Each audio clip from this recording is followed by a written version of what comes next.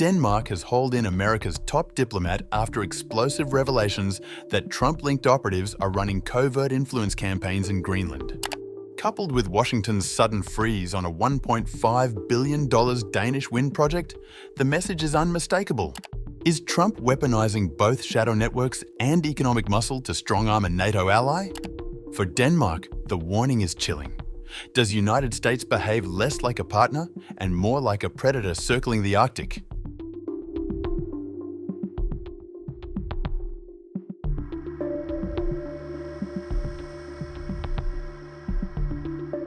Denmark's Foreign Minister, Lars Løkke Rasmussen, had the top US diplomat in the country, Mark Stroh, the chargé d'affaires at the US Embassy in Copenhagen, summoned for talks after the main national broadcaster, DR, reported on August 26th that at least 3 people with connections to President Donald Trump have been carrying out covert influence operations in Greenland.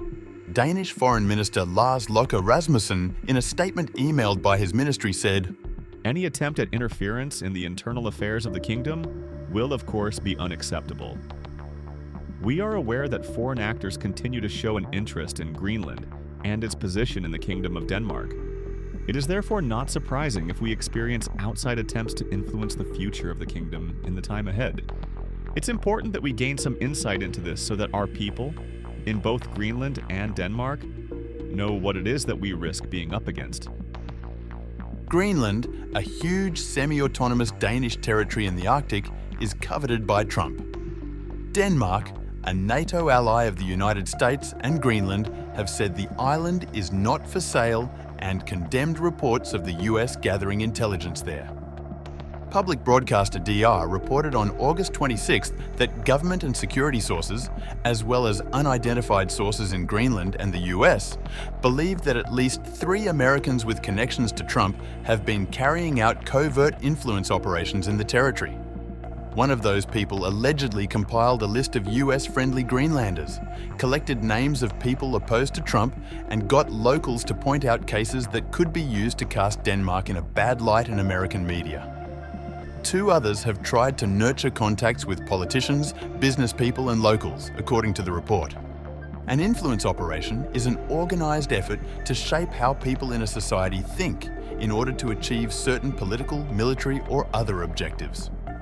DR said its story was based on information from a total of 8 sources, who believe the goal is to weaken relations with Denmark from within Greenlandic society. DR said it had been unable to clarify whether the Americans were working at their own initiative or on orders from someone else. Denmark's Security and Intelligence Service, PAT, said on August 26th that it assessed that Greenland, especially in the current situation, is the target of influence campaigns of various kinds. PAT expects that such campaigns have the purpose of creating a split in the relationship between Denmark and Greenland. Some senior Danish officials sought to downplay the significance of summoning Stroh, saying that the 3 US citizens appeared to act in an amateur way and there was no link established to US intelligence. But Danish politicians reacted with dismay. "This means the whole misery over Greenland is not over. This is putting a heavy strain on our relationship with the US. And Americans should know that too." Denmark Prime Minister Mette Frederiksen, as per reports, has told a visiting US Senate delegation that the alleged American spying on Danish and Greenlandic affairs is unacceptable. She said the case underscores the seriousness of US President Donald Trump's interest in Greenland, according to the DR.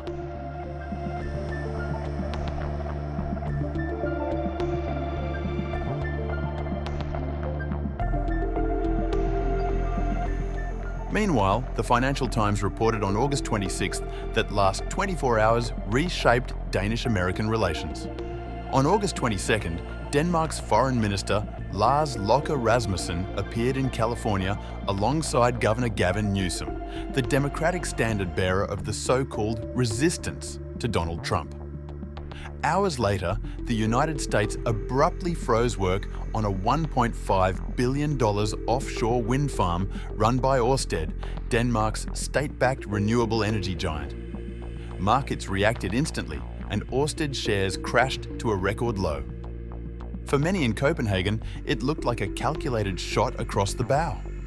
The incident revives a darker question for Denmark. How do you manage an ally who increasingly behaves like a threat? The backdrop is Trump's fixation on Greenland. In 2019, he floated buying the territory. Now, Danish officials fear the rhetoric is returning. Anders Fogh Rasmussen, former Danish Prime Minister and ex-NATO Secretary General, warned before the Ørsted decision. The scary thing about Trump's rhetoric is that it's very similar to Putin and Xi Jinping. Autocrats only respect one thing: power. Copenhagen and Nuuk initially tried quiet diplomacy, welcoming greater US security engagement. But with Trump's rhetoric hardening, Denmark has responded with visible shows of force helicopters and a frigate deployed to Greenland, with fighter jets soon to follow. France's Emmanuel Macron joined in, visiting Nuuk, Greenland's capital, to declare pointedly, "I don't think that's what allies do." For Greenland's 57,000 residents, Trump's expansionist ideology is baffling. Naja Nathanielsen, the island's energy minister, said bluntly, "The idea of taking other countries seemed to be a thing of the past. We've been a bit naive, all of us." Whether or not the Ørsted freeze was linked to the California visit, the message to Denmark is clear. Trump's America will use economic leverage as well as security pressure.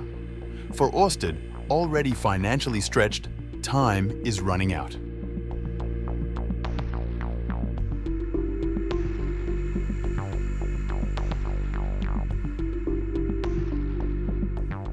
Donald Trump wants Greenland primarily because of its significant strategic and economic importance to the United States. He has repeatedly emphasized that acquiring Greenland is essential for American national security and global strategic interests. Here is a detailed explanation. Greenland is strategically located between North America and Europe, making it crucial for defense and military operations. The US currently operates a military base in Greenland, Pitufik Air Base, which plays a vital role in missile defense and early warning systems. Control over Greenland would allow the US to expand its influence in Arctic air and naval operations and strengthen its position against rising military activities by competitors like Russia and China in the Arctic region.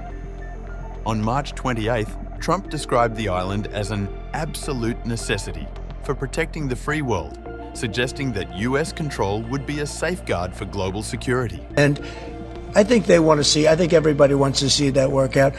We need Greenland, very importantly, for international security. We have to have Greenland. It's not a question of, do you think we can do without it? We can't.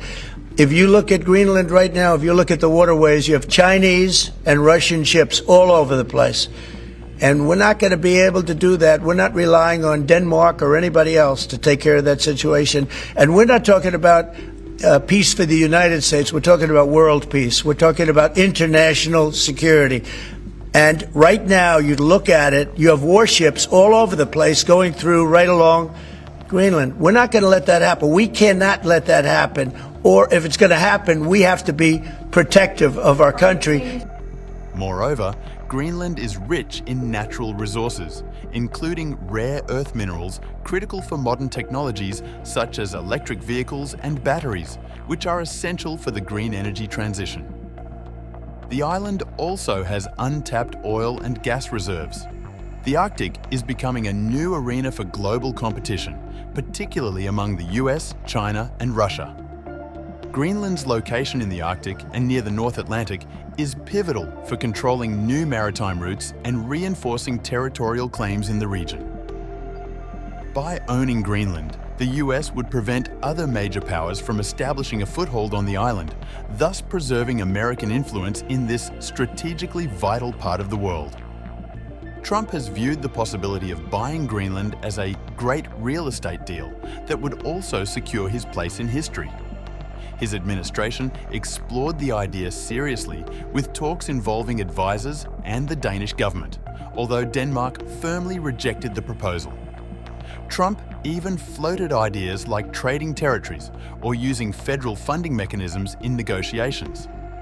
He did not rule out economic or military coercion to secure the island, underscoring the high priority he placed on this acquisition.